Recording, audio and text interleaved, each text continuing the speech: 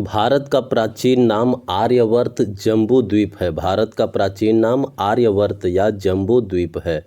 भारत को हिंदुस्तान कहा था किसने? भारत को हिंदुस्तान कहा था ईरानियों ने। भारत को इंडिया कहा था किसने? भारत को इंडिया कहा था यूनानियों ने। भारत अवस्थित है कहाँ? भारत जो है वो उत्तर पूर्वी गोलार्ध में अवस्थित है। भारत की आकृति कैसी है? तो भारत की आकृति लगभग चतुष्कोणीय है। भारत की राजधानी नई दिल्ली है। भारत की कुल राज्यों की संख्या कितनी है? भारत में कुल राज्यों की संख्या 28 है। भारत में कुल राज्यों की संख्या जो है वो 28 है। केंद्र शासित राज्यों की कुल संख्या कितनी है? केंद्र शासित राज्यों की कुल संख्या 8 है। भारत का कुल क्षेत्रफल कितना है? भारत का क्षेत्रफल 32,87,263 वर्ग किलोमीटर। भारत की कुल क्षेत्रफल है 32,87,263 वर्ग किलोमीटर। भारत का क्षेत्रफल जो है वो संपूर्ण विश्व का कितना है? 2.42%। 2.42% क्षेत्रफल की दृष्टि से विश्व में भारत का स्थान 7वां है। और भारत से बड़े 6 देश हैं: रूस, कनाडा, चीन, अमेरिका, ब्राज़ील एवं ऑस्ट्रेलिया। क्षेत्रफल की दृष्टि से भारत से बड़े 6 देश हो गए: रूस, कनाडा, चीन। रूस, कनाडा, चीन, America, Brazil, Australia. America, Brazil, Australia. रूस, कनाडा, चीन, अमेरिका, ब्राज़ील, ऑस्ट्रेलिया। भारत की कुल जनसंख्या कितना है? तो 121.08 करोड़ 2011 के अनुसार। जनसंख्या की दृष्टि से विश्व में भारत का स्थान दूसरा है। विश्व जनसंख्या का भारत में निवास कितना है? तो विश्व का जितना जनसंख्या है उसका 17.5% जो है वो भारत में निवास करता है। विश्व जनसंख्या का भारत में निवास 17.5% है। सर्वाधिक बोली जाने वाली भाषा भारत में है हिंदी। सबसे बड़ा जनजाति कौन सा है? भारत की सबसे बड़ा जनजाति भील जनजाति और दूसरा है गोंड जनजाति। अक्षांशीय स्थिति की बात करें तो भारत का अक्षांशीय विस्तार जो है वो 8 डिग्री 4 मिनट से लेकर के 37 डिग्री 6 मिनट उत्तरी अक्षांश। भारत की सबसे बड़ा जनजाति भील जनजाति है और दूसरा सबसे बड़ा जनजाति गोंड जनजाति है। भारत की अक्षांशीय विस्तार की बात करें तो भारत का अक्षांशीय विस्तार 8 डिग्री 4 मिनट से लेकर के 37 डिग्री 6 मिनट उत्तरी अक्षांश में है। उत्तर से भारत की देशांतरीय स्थिति, भारत की देशांतरीय विस्तार जो है वो 68 डिग्री 7 मिनट से लेकर के 97 डिग्री 25 मिनट तक है। 68 डिग्री 7 मिनट से लेकर के 97 डिग्री 25 मिनट पूर्वी देशांतर में है। अक्षांशीय विस्तार 8 डिग्री 4 मिनट से लेकर के 37 डिग्री 6 मिनट उत्तरी अक्षांश और देशांतरीय विस्तार 68 डिग्री 7 मिनट से लेकर के 97 डिग्री 25 मिनट पूर्वी देशांतर।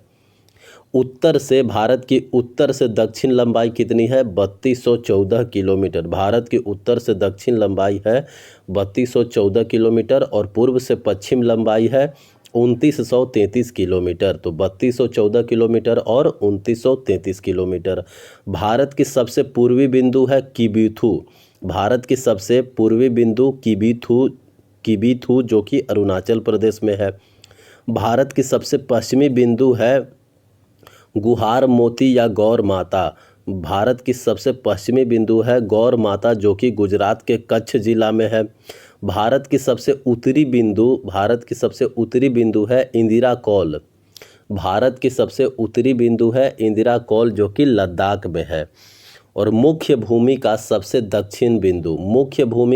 दक्षिण बिंदु की बात करें तो वो कन्याकुमारी है। और सबसे दक्षिणतम बिंदु भारत की बात करें तो वह इंदिरा पॉइंट है। इंदिरा पॉइंट जिसे पिग्मेलियन या पारसन पॉइंट भी कहा जाता है। इंदिरा पॉइंट को पिग्मेलियन या पारसन पॉइंट भी कहा जाता है। इंदिरा पॉइंट जो है वो ग्रेट निकोबार के दक्षिण में स्थित है। ग्रेट निकोबार के दक्षिण में स्थित है इंदिरा पॉइंट। दक्षिणी बिंदु भूमध्य रेखा से कितना किलोमीटर दूर है? तो दक्षिणी बिंदु जो है वो इक्वेटर से 876 किलोमीटर दूर है। 876 किलोमीटर। स्थल सीमा की कुल लंबाई कितनी है? भारत की स्थल सीमा की कुल लंबाई 15,200 किलोमीटर। भारत की स्थल सीमा की कुल लंबाई 15,200 किलोमीटर और मुख्य भूमि की तटीय सीमा की लंबाई है 6100 किलोमीटर। मुख्य भूमि की तटीय तट की लंबाई है 6100 किलोमीटर और द्वीपों सहित द्वीप का भी तटीय सीमा मिला करके 7,516.6 किलोमीटर है। 7,516.6 किलोमीटर। भारत का मानक समय जो है वो 82 डिग्री 30 मिनट पूर्वी देशांतर है।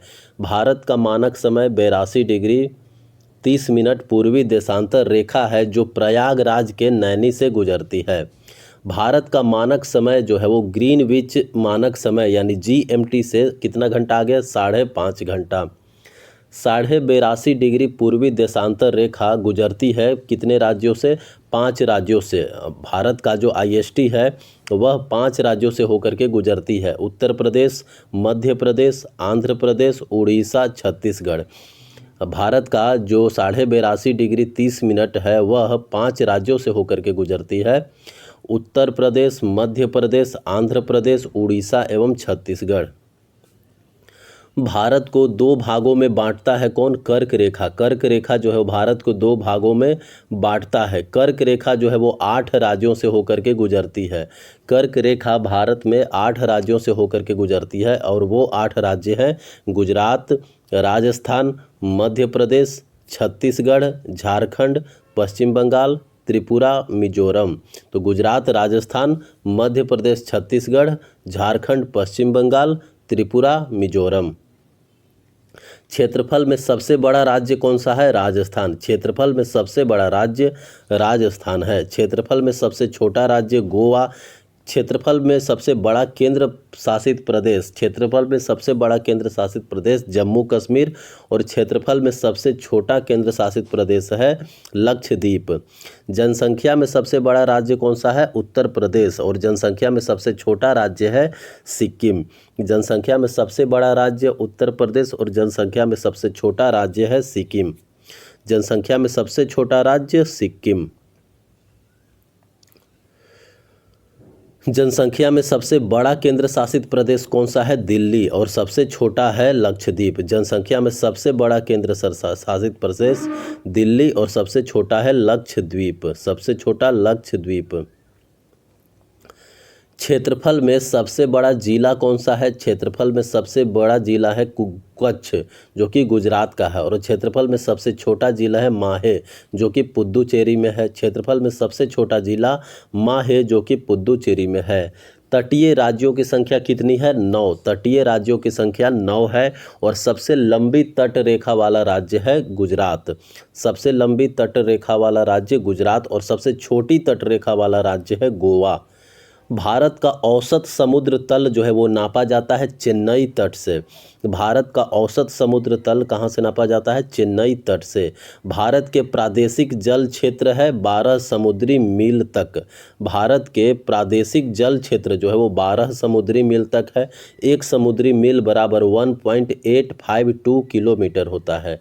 1 समुद्री मील बराबर 1.852 किलोमीटर है। समुद्र की दूरियां मापी जाती है समुद्री मील यानी नॉटिकल में। समुद्र की दूरियां जो है वो नॉटिकल में मापा जाता है। गुजरात से गोवा तक के तटीय क्षेत्र को क्या बोलते हैं? कोंकण तट। गुजरात से लेकर के गोवा तक का जो क्षेत्र है उसको कोंकण तट बोलते हैं। और तमिलनाडु से लेकर के आंध्र प्रदेश का जो तट है वह कोरोमंडल तट कहलाता है। कोरोमंडल तट यानी पूर्वी तट कहलाता है। मंगलुरु कर्नाटक से कन्याकुमारी तमिलनाडु तक जो तट है यानी मंगलुरु से कन्याकुमारी तक जो तट है उसको मालाबार तट कहा जाता है। यानी कन्याकुमारी से मंगलुरु तक जो तट है उसको मालाबार तट कहते हैं। कन्याकुमारी से मंगलुरु तक जो तट है उसको मालाबार तट कहते हैं। यह पश्चिमी तट हो गया। और तमिलनाडु से जो आंध्र प्रदेश तक तट है पूर्वी तट, तमिलनाडु से आंध्र प्रदेश तक जो तट है उसको कोरोमंडल तट कहते हैं। सर्वाधिक वनाच्छादित राज्य कौन सा है? सर्वाधिक वनाच्छादित राज्य जो है वो मध्य प्रदेश है। और सबसे न्यूनतम सबसे कम वनाच्छादित राज्य कौन सा है? हरियाणा। सबसे ज़्यादा वन आच्छादित राज्य हो गया मध्य प्रदेश और सबसे कम वन आच्छादित राज्य जो है वो हरियाणा। सबसे प्राचीन पर्वत है अरावली पर्वत जो कि राजस्थान में है। अरावली की सबसे ऊंची चोटी का नाम क्या है? अरावली की सबसे ऊंची चोटी का नाम है गुरु शिखर। गुरु शिखर जो आबू पहाड़ी पर स्थित है। गुरु शिखर जो आबू पहाड़ी पर स्थित है। अरावली पर्वत श्रृंखला विभाजित करती है लूनी एवं ब्यास नदियों को। अरावली पर्वत श्रृंखला जो है वो विभाजित करती है लूनी एवं ब्यास नदियों को। सबसे नवीन वलित पर्वत कौन सा है? सबसे नवीन वलित पर्वत जो है वो हिमालय है। हिमालय एक तरह का वलित पर्वत है जो कि सबसे नया है। हिमालय बना हुआ है अवसादी चट्टानों से। हिमालय जो है वो अवसादी चट्टानों से बना हुआ है। हिमालय का निर्माण कैसे हुआ है? तो हिमालय का निर्माण प्राचीन टेथिस सागर के निक्षेपों से हुआ है। प्राचीन टेथिस सागर के निक्षेपों से हिमालय का निर्माण हुआ है। हिमालय की सबसे ऊंची श्रेणी का नाम हिमाद्री। हिमालय की सबसे ऊंची श्रेणी का नाम है हिमाद्री। हिमालय का पाद प्रदेश किसको कहा जाता है? हिमालय का पाद प्रदेश कहा जाता है शिवालिक को। शिवालिक का निर्माण जो है वो कैसे हुआ है? शिवालिक का निर्माण सेनेजोइक काल से हुआ है।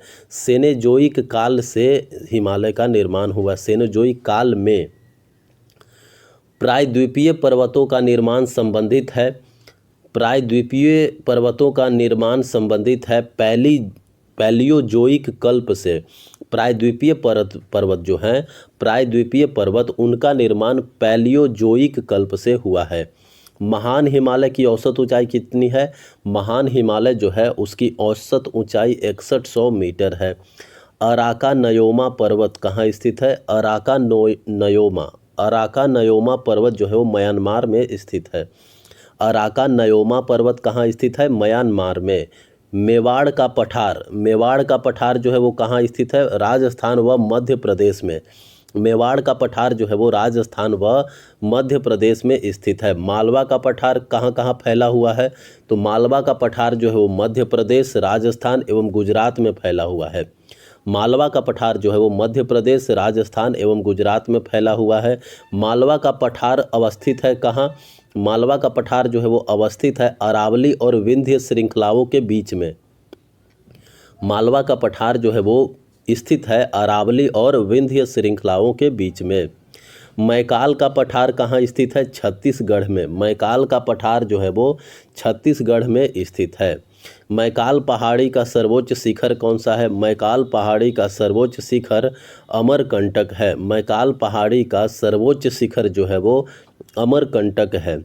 भारत का रूर किसे कहा जाता है? छोटा नागपुर पठार को। छोटा नागपुर पठार जो है उसको भारत का रूर कहा जाता है। छोटा नागपुर पठार की सबसे ऊंची चोटी कौन सी है? पारसनाथ। छोटा नागपुर पठार की सबसे ऊंची चोटी है पारसनाथ। दक्कन का पठार बना हुआ है कौन से चट्टानों से? दक्कन का पठार जो है वो बेसाल्ट चट्टानों से बना हुआ है। दक्कन का पठार बेसाल्ट चट्टानों से बना हुआ है। दक्कन का पठार स्थित है कहाँ? दक्कन का पठार स्थित है मध्य प्रदेश एवं महाराष्ट्र राज्य में। दक्कन का पठार स्थित है मध्य प्रदेश एवं महाराष्ट्र राज्य में। दक्कन पठार का पूर्वी भाग क्या कहलाता है? दक्कन पठार का पूर्वी भाग जो है वो विदर्भ कहलाता है। दक्कन पठार का पूर्वी भाग को विदर्भ कहते हैं। माहिम तट कहाँ स्थित है? माहिम तट है महाराष्ट्र में। माहिम तट महाराष्ट्र में। गिरनार की पहाड़ियाँ कहाँ स्थित है? गिरनार की पहाड़ियाँ जो है वो गुजरात में स्थित है। गिरनार की पहाड़ियाँ गुजरात में। दक्षिण पठार की ढाल कैसी है? दक्षिण पठार जो है, दक्षिण की पठार की ढाल पूर्व की ओर है। दक्षिणी पठार जो है उसकी ढाल पूर्व की ओर है।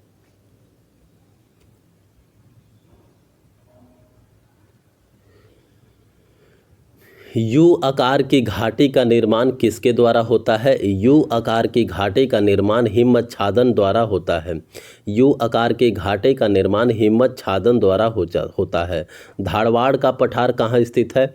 धारवाड़ का पठार जो है वो कर्नाटक राज्य में स्थित है।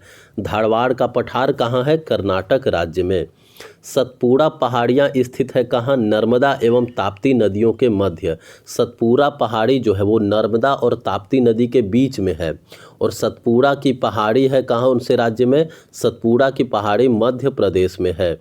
सतपुड़ा रेंज की सर्वोच्च चोटी कौन सा है? सतपुड़ा रेंज की सर्वोच्च चोटी को धूपगढ़ कहते हैं। सतपुड़ा रेंज की सर्वोच्च चोटी को धूपगढ़ कहते हैं। धूपगढ़ कहाँ स्थित है? तो धूपगढ़ जो है वो पंचमढ़ी में स्थित है, जो कि मध्य प्रदेश में है। धूपगढ़ स्थित है पंचमढ़ी में, जो कि मध्य प्रदेश में है। महादेव पहाड़ियाँ किसको कहते हैं? सतपुड़ा पर्वत श्रेणी का भाग जो मध्य प्रदेश में स्थित है। सतपुड़ा पर्वत श्रेणी का भाग जो मध्य प्रदेश में स्थित है उसको महादेव पहाड़ियाँ कहते हैं। सतपुड़ा पर्वत का श्रेणी का भाग जो मध्य प्रदेश में स्थित है उसी को महादेव पहाड़ियाँ कहते हैं। महेंद्रगिरी पर्वत कहाँ स्थित है? उड़ीसा में। महेंद्रगिरी जो है उड़ीसा में स्थित है। महेंद्रगिरी पर्वत पूर्वी घाट का ही भाग है। पूर्वी घाट का सबसे ऊंची चोटी को शायद महेंद्रगिरी कहते हैं ना। पश्चिमी घाटी है। पश्चिमी घाटी एक भ्रंश कगार घाटी है। पश्चिमी घाटी एक भ्रंश कगार घाटी है। पश्चिमी घाट को कहा जाता है क्या? पश्चिमी घाट जो है उसको सह्याद्री कहा जाता है। पश्चिमी घाट को सह्याद्री कहा जाता है। पश्चिमी घाट को क्या कहा जाता है? सह्याद्री। उत्तरी सह्याद्री की सर्वोच्च शिखर कौन सा है? उत्तरी सह्याद्री का सर्वोच्च शिखर है कालसुबाई। उत्तरी सह्याद्री पश्चिमी घाट को पश्चिमी घाट जो है उसको सह्याद्री कहा जाता है। अब ये सह्याद्री जो है वो दो भाग में है। उत्तरी सह्याद्री का सर्वोच्च शिखर कालसुबाई और दक्षिणी सह्याद्री का सर्वोच्च शिखर कुद्रेमुख है। उत्तरी सह्याद्री की सर्वोच्च शिखर कालसुबाई कहलाता है और दक्षिणी सह्याद्री की सर्वोच्च शिखर जो है वो कुद्रेमुख कहलाता है। उत्तरी सह्याद्री की दूसरी प्रमुख चोटी है महाबलेश्वर। उत्तरी सह्याद्री की दूसरी प्रमुख चोटी है महाबलेश्वर। महाबलेश्वर का उच्चतम बिंदु को क्या कहते हैं? Wilson point. महाबलेश्वर की ऊपरी बिंदु जो है, उच्चतम बिंदु जो है उसको विल्सन पॉइंट कहा जाता है। दक्षिण भारत या प्रायद्वीपीय भारत की सर्वोच्च पर्वत चोटी क्या है? अनायमुदी। दक्षिण भारत या प्रायद्वीपीय भारत की सर्वोच्च पर्वत चोटी क्या है? अनायमुदी। अनायमुदी कहाँ स्थित है? अन्नामलाई की पहाड़ी पर। अनायमुदी जो है वो स्थित है अन्नामलाई की पहाड़ी पर। पूर्वी घाट एवं पश्चिमी घाट पर्वत श्रेणियों का सम्मिलित स्थित है नीलगिरी पहाड़ियाँ। पूर्वी घाट एवं पश्चिमी घाट जो है वो नीलगिरी की पहाड़ी पर जाकर के मिलते हैं। नीलगिरी पहाड़ी किन राज्यों में स्थित है? नीलगिरी पहाड़ी जो है वो तमिलनाडु, केरल एवं कर्नाटक में विस्तृत है। नीलगिरी पहाड़ी जो है वो तमिलनाडु, केरल एवं कर्नाटक में विस्तृत है। नीलगिरी की सबसे ऊंची चोटी का नाम क्या है? दोदा बेटा। नीलगिरी की सबसे ऊंची चोटी का नाम दोदा बेटा है। उटकमंड या ऊटी कहाँ स्थित है? नीलगिरी की पहाड़ियों में। उटकमंड या ऊटी जो है वो नीलगिरी की पहाड़ियों में स्थित है। गारो खासो और जयंतिया पहाड़ियाँ जो है वो कहाँ स्थित है? गारो खासी जयंतिया जो है वो मेघालय में स्थित है। कार्डमम यानी इलायची की पहाड़ियाँ, कार्डमम हिल्स यानी इलायची की पहाड़ियाँ जो है वो कहाँ स्थित है? तो इलायची की पहाड़ियाँ केरल एवं तमिलनाडु राज्य की सीमाओं पर स्थित है। इलायची की पहाड़ियाँ जो है वो केरल एवं तमिलनाडु राज्य की सीमाओं पर स्थित है। सेवराय पहाड़ियाँ कहाँ स्थित है? सेवराय पहाड़ियाँ स्थित है तमिलनाडु में। सेवराय पहाड़ियाँ जो है वो स्थित है तमिलनाडु में। शेषाचलम पहाड़ी स्थित है तेलंगाना में। शेषाचलम पहाड़ी स्थित है तेलंगाना में। कोडाई कनाल कहाँ स्थित है? कोडाई कनाल जो है वो पालनी पर्वत श्रेणी में स्थित है। कोडाई कनाल पालनी पर्वत श्रेणी में स्थित है। विश्व का सर्वोच्च पर्वत शिखर माउंट एवरेस्ट नेपाल में स्थित है, जिसकी ऊंचाई 8,850 मीटर है। विश्व का सर्वोच्च पर्वत शिखर माउंट एवरेस्ट 8,850 मीटर ऊंचा है, जो कि नेपाल में स्थित है। माउंट एवरेस्ट का अन्य नाम क्या है? तो माउंट एवरेस्ट को सागर माथा भी कहा जाता है। माउंट एवरेस्ट को सागर माथा कहा जाता है। भारत का सर्वोच्च पर्वत शिखर कौन सा है? भारत का सबसे ऊंचा पर्वत शिखर है गॉडविन ऑस्टिन, जिसे K2 कहा जाता है। गॉडविन ऑस्टिन K2 जो है वो काराकोरम श्रेणी में है, काराकोरम श्रेणी में, जो कि पियोको क्षेत्र में पड़ता है। भारत की दूसरी सबसे ऊंची चोटी कौन सा है? कंचनजंगा। भारत की दूसरी ऊंची चोटी जो है वो कंचनजंगा है, जो कि सिक्किम राज्य में स्थित है। कंचनजंगा सिक्किम राज्य में स्थित है। नंदा देवी चोटी कहाँ स्थित है? नंदा देवी चोटी जो है वो उत्तराखंड में स्थित है। नंदा देवी चोटी भाग है कुमाऊं पहाड़ियों का। नंदा देवी चोटी जो है वो कुमाऊं पहाड़ियों का, कुमाऊं हिमालय का भाग है। कुल्लू घाटी कहाँ स्थित है? कुल्लू घाटी जो है वो धौराधल और पीर पंजाल श्रेणियों के बीच में स्थित है। कुल्लू घाटी जो है वो धौलाधर और पीर पंजाल श्रेणियों के मध्य हिमाचल प्रदेश में स्थित है। शिमला स्थित है कहाँ? शिमला स्थित है धौलाधर श्रेणी पर। शिमला जो है वो धौलाधर श्रेणी पर स्थित है। शांत या मौन घाटी स्थित है कहाँ? शांत या मौन घाटी स्थित है केरल में। शांत या मौन घाटी स्थित है केरल में। भारत का सबसे ऊंचा दर्रा कौन सा है? काराकोरम। भारत का सबसे ऊंचा दर्रा है काराकोरम। भारत का सबसे ऊंचा दर्रा काराकोरम। काराकोरम दर्रा स्थित है कहाँ? लद्दाख क्षेत्र में। काराकोरम दर्रा जो है वो स्थित है लद्दाख क्षेत्र में। नाथुला और जेलेपला दर्रा कहाँ है? नाथुला और जेलेपला दर्रा जो है वो सिक्किम में है। नाथुला जेलेपला दर्रा सिक्किम में। जोजिला और बुर्जिल दर्रा कहाँ है? जोजिला और बुर्जिल दर्रा जो है वो जम्मू कश्मीर में है। जोजिला और बुर्जिल दर्रा जम्मू कश्मीर में। सिपकिल्ला दर्रा कहाँ है? सिपकिल्ला दर्रा जो है वो हिमाचल प्रदेश में है। सिपकिल्ला दर्रा हिमाचल प्रदेश। माना नीति लिपुलेख दर्रा। माना नीति लिपुलेख दर्रा जो है वो उत्तराखंड में है। माना नीति लिपुलेख दर्रा उत्तराखंड में। बोमडिला दर्रा कहाँ है? बोमडिला दर्रा है अरुणाचल प्रदेश में। बोमडिला दर्रा अरुणाचल प्रदेश में है। यांगयाप दर्रा, यांगयाप दर्रा जो है वो भी अरुणाचल प्रदेश में ही है। यांगयाप दर्रा जो है वो, यांगयाप दर्रा अरुणाचल प्रदेश में है। बोमडिला दर्रा अरुणाचल प्रदेश। रोहतांग दर्रा स्थित है कहाँ? हिमाचल प्रदेश में। रोहतांग दर्रा जो है वो स्थित है हिमाचल प्रदेश में। तो काराकोरम दर्रा, काराकोरम दर्रा जो है वो भारत का सबसे ऊंचा दर्रा हो गया। काराकोरम दर्रा स्थित है लद्दाख में। नाथुला और जेलेपला दर्रा कहाँ स्थित है? सिक्किम में। जोजिला एवं बुर्जिल दर्रा स्थित है जम्मू कश्मीर में। सिपकिल्ला दर्रा हिमाचल प्रदेश। माना नीति लिपुलेख दर्रा उत्तराखंड। बोमडिला यांगयाप दर्रा अरुणाचल प्रदेश। रोहतांग दर्रा हिमाचल प्रदेश। रोहतांग दर्रा हिमाचल प्रदेश। मनाली को लेह से कौन जोड़ता है? मनाली को लेह से जोड़ता है रोहतांग दर्रा। मनाली को लेह से जोड़ता है रोहतांग दर्रा। मनाली को लेह से जोड़ता है कौन? मनाली को लेह से जोड़ता है रोहतांग दर्रा। श्रीनगर और लेह को जोड़ता है कौन? श्रीनगर और लेह को जोड़ता है जोजिला दर्रा।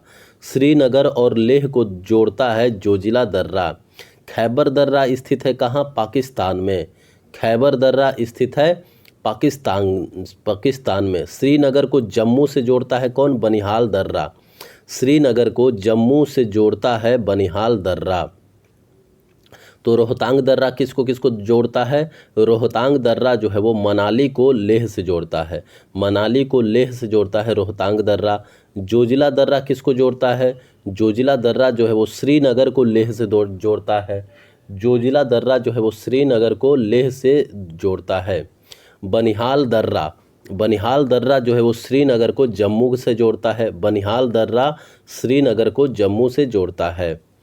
भारत के द्वीप समूह दो भागों में विभाजित है। भारत का जो द्वीप समूह है वह दो भागों में विभाजित है। लक्षद्वीप द्वीप समूह और अंडमान निकोबार द्वीप समूह। अंडमान निकोबार द्वीप समूह बंगाल की खाड़ी में स्थित ज्वालामुखी निर्मित द्वीप है। अंडमान को निकोबार से अलग करता है कौन? अंडमान निकोबार से अलग होता है 10 डिग्री चैनल के द्वारा। अंडमान निकोबार से अलग होता है 10 डिग्री चैनल द्वारा। अंडमान निकोबार समूह में कुल कितने द्वीप है? अंडमान निकोबार समूह में कुल 572 द्वीप है। अंडमान निकोबार समूह में कुल 572 द्वीप है। अंडमान निकोबार की राजधानी कहाँ है? Port Blair. अंडमान निकोबार की राजधानी पोर्ट ब्लेयर। पोर्ट ब्लेयर स्थित कहाँ है? दक्षिण अंडमान द्वीप पर। पोर्ट ब्लेयर जो है वो स्थित है दक्षिण अंडमान द्वीप पर। कोको द्वीप स्थित है म्यांमार में। कोको द्वीप एवं उत्तरी अंडमान को अलग कौन करता है? कोको द्वीप एवं उत्तरी अंडमान को अलग करता है कोको स्ट्रेट। कोको द्वीप एवं उत्तरी अंडमान को अलग करता है कोको स्ट्रेट। डंकन पास कहाँ स्थित है? डंकन पास जो है वो दक्षिणी अंडमान एवं छोटा अंडमान के बीच में स्थित है। डंकन पास दक्षिणी अंडमान एवं छोटा अंडमान के बीच में स्थित है। तो अंडमान को निकोबार से अलग करता है 10 डिग्री चैनल। अंडमान को निकोबार से अलग करता है 10 डिग्री चैनल। कोको द्वीप को उत्तरी अंडमान से अलग करता है। कोको द्वीप को उत्तरी अंडमान से अलग करता है कोको स्ट्रेट। कोको स्ट्रेट जो है वो कोको द्वीप एवं उत्तरी अंडमान के बीच में है। डंकन पास जो है वो दक्षिणी अंडमान तथा छोटा अंडमान के बीच में है। डंकन पास दक्षिणी अंडमान तथा छोटा अंडमान के बीच में है। मरकत द्वीप जिसको एमराल्ड आइलैंड भी कहा जाता है, मरकत द्वीप को एमराल्ड आइलैंड भी कहा जाता है। मरकत द्वीप कहाँ स्थित है? मरकत द्वीप जो है वो अंडमान निकोबार द्वीप समूह में ही स्थित है। मरकत द्वीप अंडमान निकोबार द्वीप समूह में स्थित है। काला पानी के नाम से जाना जाता है कौन सा? काला पानी के नाम से जाना जाता है अंडमान निकोबार द्वीप समूह। काला पानी के नाम से जाना जाता है अंडमान निकोबार द्वीप समूह। भारत का एकमात्र सक्रिय ज्वालामुखी बैरन द्वीप स्थित है मध्य अंडमान के पूर्व में। भारत का एकमात्र सक्रिय ज्वालामुखी बैरन द्वीप स्थित है कहाँ? मध्य अंडमान के पूर्व में। अंडमान निकोबार की सबसे सर्वोच्च चोटी कौन सी है? अंडमान निकोबार की सबसे सर्वोच्च चोटी है सैडल पीक जो है वो उत्तरी अंडमान में स्थित है। अंडमान निकोबार की सर्वोच्च चोटी है सैडल पीक उत्तरी अंडमान में स्थित है। सुषुप्त ज्वालामुखी द्वीप नारकोंडम स्थित है कहाँ? उत्तरी अंडमान के पूर्व में। बैरन द्वीप जो है वो स्थित है मध्य अंडमान के पूर्व में और सुषुप्त ज्वालामुखी नारकोंडम जो स्थित है उत्तरी अंडमान के पूर्व में। अंडमान निकोबार की दूसरी सबसे ऊंची चोटी कौन सी है? अंडमान निकोबार की दूसरी सबसे ऊंची चोटी है माउंट थूलियर जो है वो ग्रेट निकोबार द्वीप पर है। माउंट थूलियर कहाँ है? ग्रेट निकोबार द्वीप पर। अंडमान निकोबार की दूसरी सबसे ऊंची चोटी है माउंट थूलियर जो है वो ग्रेट निकोबार द्वीप पर है। ग्रेट निकोबार को सुमात्रा से अलग कौन करता है? ग्रेट निकोबार द्वीप को सुमात्रा से अलग करता है 6 डिग्री चैनल। ग्रेट निकोबार को सुमात्रा से अलग करता है 6 डिग्री चैनल। सुमात्रा द्वीप जो कि इंडोनेशिया में है, सुमात्रा द्वीप को ग्रेट निकोबार द्वीप से अलग कौन करता है? सुमात्रा द्वीप को ग्रेट निकोबार से अलग करता है ग्रैंड चैनल। सुमात्रा द्वीप को ग्रेट निकोबार से अलग करता जो है, सुमात्रा द्वीप को ग्रेट निकोबार से जो अलग करता है उसको ग्रैंड चैनल कहते हैं या फिर 6 डिग्री चैनल भी बोला जाता है। सोम्पेन जनजाति कहाँ रहती है? सोम्पेन जनजाति जो है वो निकोबार द्वीप पर रहती है। सोम्पेन जनजाति निकोबार द्वीप पर रहती है। रॉस द्वीप जिसे सुभाष चंद्र बोस द्वीप कहा जाता है, रॉस द्वीप सुभाष चंद्र बोस द्वीप तथा नील द्वीप जिसे शहीद द्वीप कहा जाता है कहाँ स्थित है? दक्षिणी अंडमान में। रॉस द्वीप एवं नील द्वीप जो है वो दक्षिणी अंडमान में स्थित है।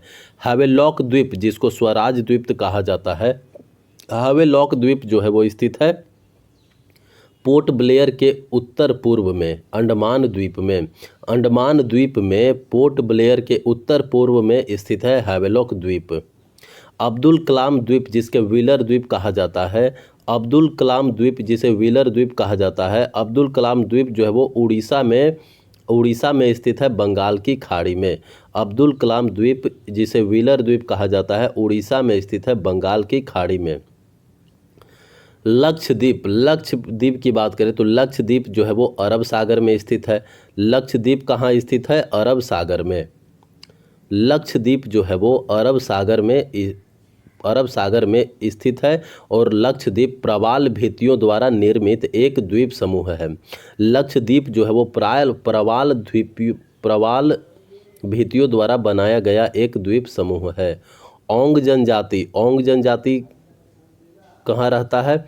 ओंग जनजाति जो है वो छोटा अंडमान द्वीप पर रहते हैं। ओंग जनजाति। लक्षद्वीप की राजधानी कहाँ है? कावाराती। लक्षद्वीप की राजधानी कावाराती। लक्षद्वीप में कुल द्वीपों की संख्या कितनी? 36 है। लक्षद्वीप में कुल द्वीपों की संख्या 36 है। मिनिकॉय और मालदीव को कौन अलग करता है? मिनिकॉय द्वीप और मालदीव को अलग करता है 8 डिग्री चैनल। मिनिकॉय और मालदीव को अलग करता है 8 डिग्री चैनल। लक्षद्वीप एवं मिनिकॉय को कौन अलग करता है? लक्षद्वीप और मिनिकॉय को अलग करता है 9 डिग्री चैनल। लक्षद्वीप एवं मिनिकॉय द्वीप को अलग करता है 9 डिग्री चैनल। तो लक्षद्वीप और मिनिकॉय को अलग करता है 9 डिग्री चैनल और मिनिकॉय और मालदीव को अलग करता है 8 डिग्री चैनल। मिनिकॉय और मालदीव को अलग करता है 8 डिग्री चैनल। लक्षद्वीप समूह का सबसे बड़ा द्वीप कौन सा है? आंड्रोट। लक्षद्वीप समूह का सबसे बड़ा द्वीप है आंड्रोट। लक्षद्वीप समूह का सबसे छोटा द्वीप है बिट्रा। लक्षद्वीप समूह का सबसे छोटा द्वीप है बिट्रा। तो लक्षद्वीप समूह का सबसे बड़ा द्वीप हो गया आंड्रोट और लक्षद्वीप समूह का सबसे छोटा द्वीप बिट्रा। लक्षद्वीप निवासियों की भाषा क्या है? मलयालम। लक्षद्वीप निवासियों की भाषा है मलयालम। पंबन द्वीप जिसे आदम ब्रिज का भाग कहा जाता है, पंबन द्वीप स्थित है भारत और श्रीलंका के बीच मन्नार की खाड़ी में। पंबन द्वीप जो है वो स्थित है भारत श्रीलंका के बीच मन्नार की खाड़ी में।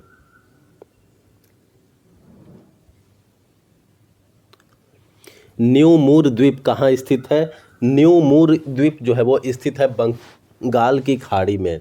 न्यू मूर द्वीप स्थित है बंगाल की खाड़ी में।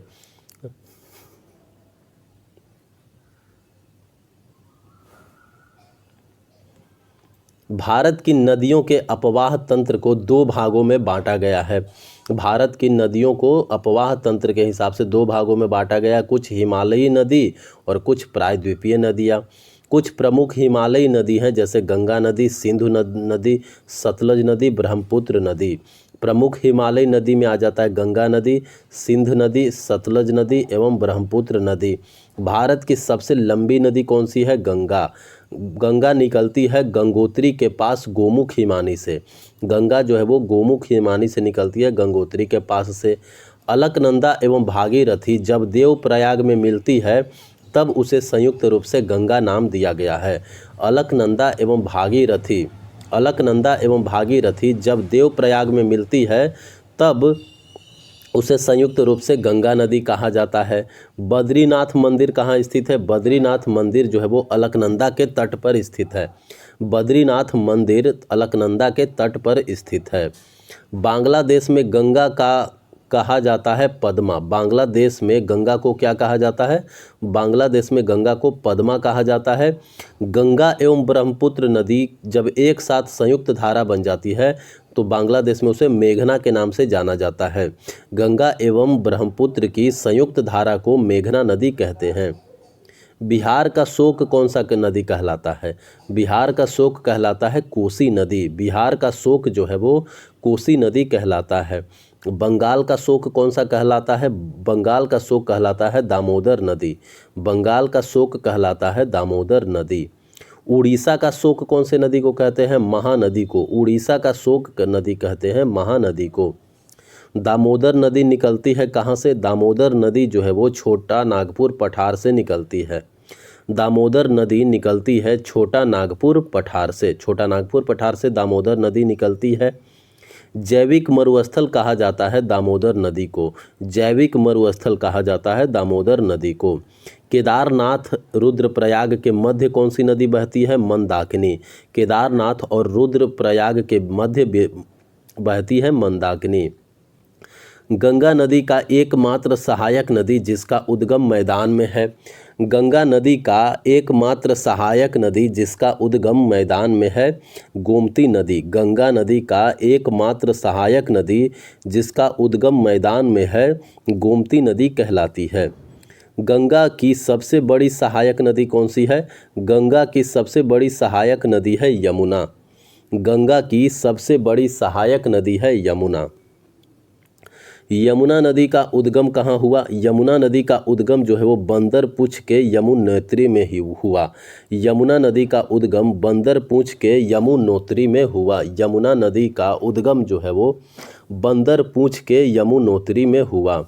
सोन नदी का उद्गम कहाँ होता है? सोन नदी का उद्गम अमरकंटक से होता है। सोन नदी का उद्गम जो है वो कहाँ से होता है? अमरकंटक से। गंडक नदी को नेपाल में कहा जाता है शालिग्राम एवं नारायणी। गंडक नदी को नेपाल में कहा जाता है शालिग्राम एवं नारायणी। जो नदी डेल्टा नहीं बनाती है उसके मुहाने को क्या कहा जाता है? जो नदी डेल्टा नहीं बनाती है उसके मुहाने को एस्चुअरी यानी ज्वार नदमुख कहते हैं। जो नदी डेल्टा नहीं बनाती है उसके मुहाने को एस्चुअरी यानी ज्वार नदमुख कहते हैं।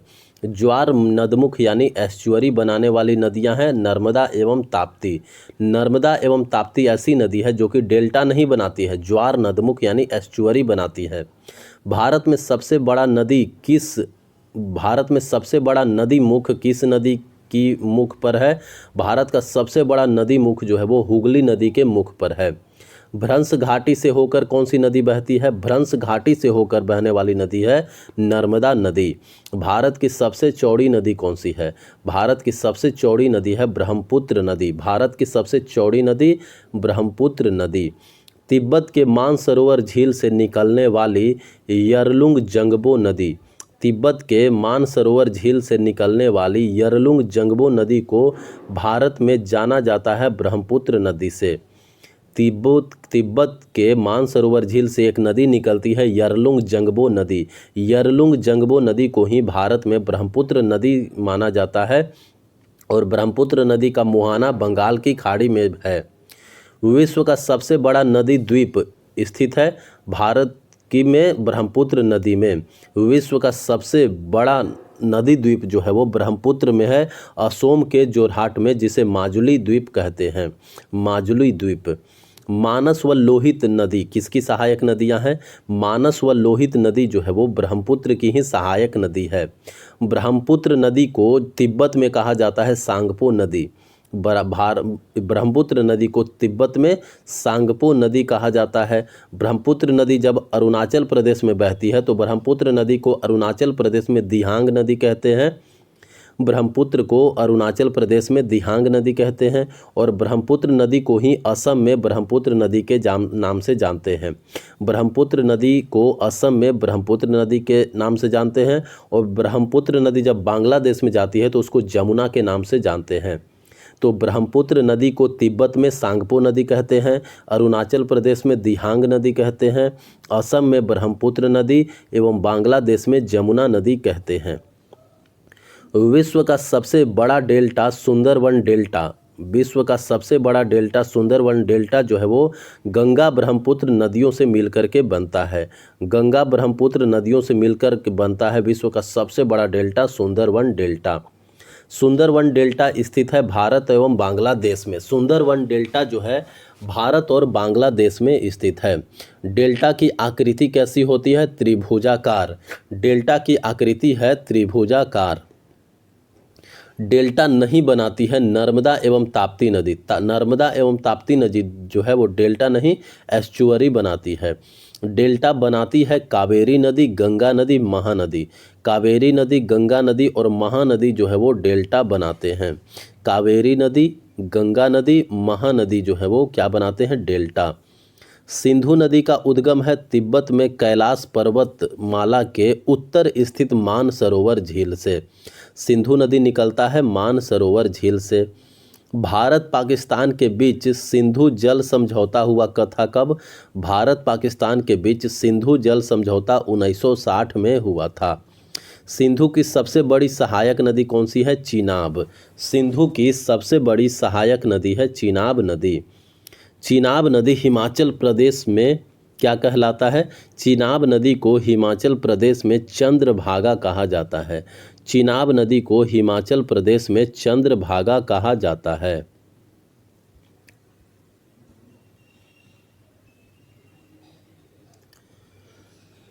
बगलिहार सलाल तथा दुलहस्ती परियोजना। बगलिहार सलाल दुलहस्ती परियोजना कौन सी नदी पर है? चीनाब नदी पर। चीनाब नदी पर बगलिहार सलाल एवं दुलहस्ती परियोजना स्थित है। झेलम नदी का उद्गम कहाँ से होता है? झेलम नदी का उद्गम बेरीनाग कश्मीर के समीप बेरीनाग के समीप शेषनाग झील है। बेरीनाग के समीप शेषनाग झील है कश्मीर में। शेषनाग झील से ही झेलम नदी की शुरुआत होती है, उद्गम होती है। तुलबुल तथा उरी परियोजना कौन सी नदी पर है? तुलबुल तथा उरी परियोजना जो है वो झेलम नदी पर है। तुलबुल तथा उरी परियोजना झेलम नदी पर है।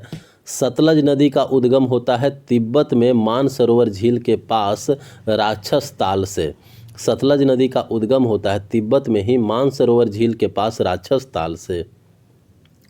भाखड़ा नांगल, हरिके बैराज तथा इंदिरा गांधी नहर संबंधित है सतलज नदी से। भाखड़ा नांगल बांध जो है वो सतलज नदी पर है।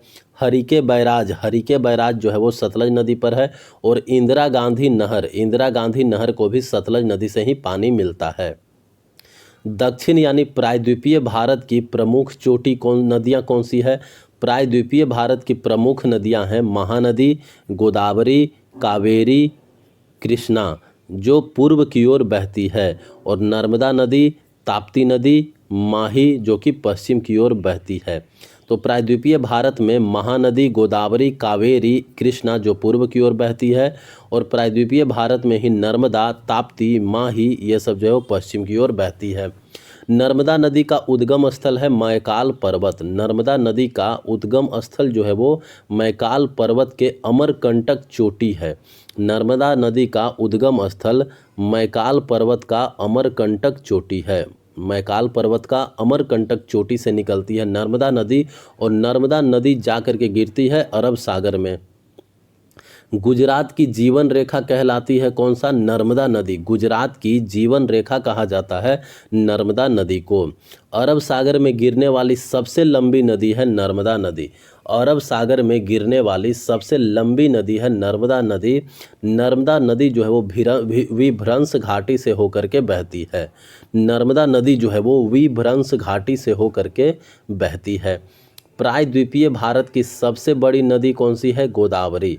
प्रायद्वीपीय भारत की सबसे बड़ी नदी है गोदावरी नदी। गोदावरी नदी निकलती है कहाँ से? महाराष्ट्र मुंबई से के निकट नासिक के त्रयंबकेश्वर से। गोदावरी नदी जो है वो निकलती है महाराष्ट्र में मुंबई के निकट नासिक के त्रयंबकेश्वर से निकलती है गोदावरी नदी। वृद्ध गंगा या दक्षिण गंगा किसको कहते हैं? वृद्ध गंगा या दक्षिण गंगा कहते हैं गोदावरी नदी को। गोदावरी नदी को वृद्ध गंगा या दक्षिण गंगा कहते हैं। कावेरी नदी का उद्गम कहाँ से होता है? कावेरी नदी का उद्गम जो है वो कर्नाटक से होता है। कावेरी नदी का उद्गम कर्नाटक से होता है। कावेरी नदी का उद्गम कर्नाटक के कोडागु जिले की ब्रह्मगिरी पहाड़ी, कर्नाटक में है ब्रह्मगिरी पहाड़ी से ही कावेरी नदी का उद्गम होता है। कावेरी नदी गिरती है बंगाल की खाड़ी में। कावेरी नदी जो है वो जाकर के गिरती है बंगाल की खाड़ी में। दक्षिण भारत का गंगा कौन से नदी को कहा जाता है? दक्षिण भारत का गंगा कहा जाता है कावेरी नदी को। कावेरी नदी को ही दक्षिण भारत का गंगा कहा जाता है। कावेरी नदी जल विवाद होता रहता है तमिलनाडु, कर्नाटक, केरल, पुदुचेरी के बीच में। तमिलनाडु, कर्नाटक, केरल, पुदुचेरी के बीच में कावेरी जल विवाद जो है वो होते रहता है। कृष्णा नदी का उद्गम होता है महाराष्ट्र के पश्चिमी भाग में स्थित महाबलेश्वर पहाड़ी से। कृष्णा नदी का उद्गम होता है महाबलेश्वर से, जो कि महाराष्ट्र के पश्चिमी भाग में स्थित है। कृष्णा नदी जल विवाद होता है, कृष्णा नदी जल विवाद जो है वो आंध्र प्रदेश, कर्नाटक एवं महाराष्ट्र के बीच में होता है 1957 से।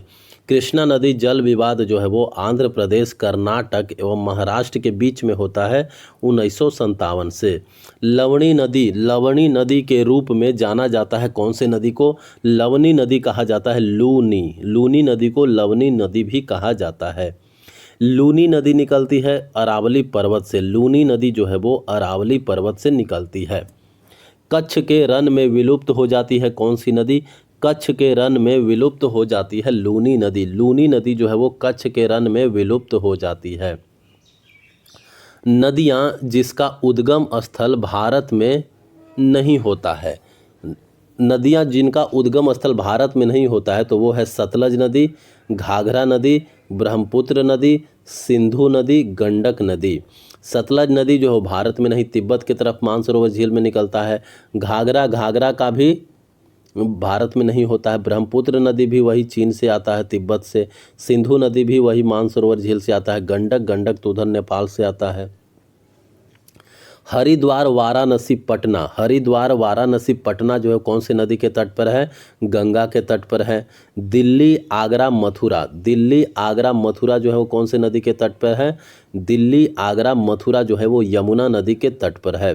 तो हरिद्वार हो गया गंगा नदी के किनारे, वाराणसी गंगा के किनारे, पटना गंगा के किनारे, दिल्ली यमुना के किनारे, आगरा जो है आगरा यमुना नदी के किनारे, मथुरा यमुना नदी के किनारे, लुधियाना सतलज नदी के किनारे, फिरोजपुर जो है वो सतलज नदी के किनारे, हैदराबाद मूसी नदी के किनारे है।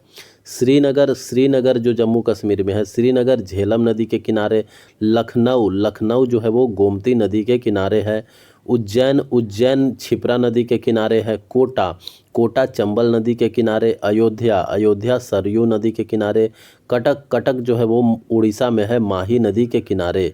जमशेदपुर जो है स्वर्ण रेखा नदी के किनारे। सूरत जो है वो ताप्ती नदी के तट पर, सूरत स्थित है ताप्ती नदी के तट पर। विजयवाड़ा स्थित है कृष्णा नदी के किनारे, विजयवाड़ा जो है वो स्थित है कृष्णा नदी के किनारे। पणजी स्थित है मांडोवी नदी के किनारे, पणजी स्थित है मांडोवी नदी के किनारे। विद्यासागर सेतु बना हुआ है हुगली नदी पर, विद्यासागर सेतु जो है वो बना हुआ है हुगली नदी पर। रानी लक्ष्मीबाई बांध कहाँ स्थित है? बेतवा नदी उत्तर प्रदेश पर। रानी लक्ष्मीबाई बांध स्थित है बेतवा नदी उत्तर प्रदेश पर, बेतवा नदी उत्तर प्रदेश में।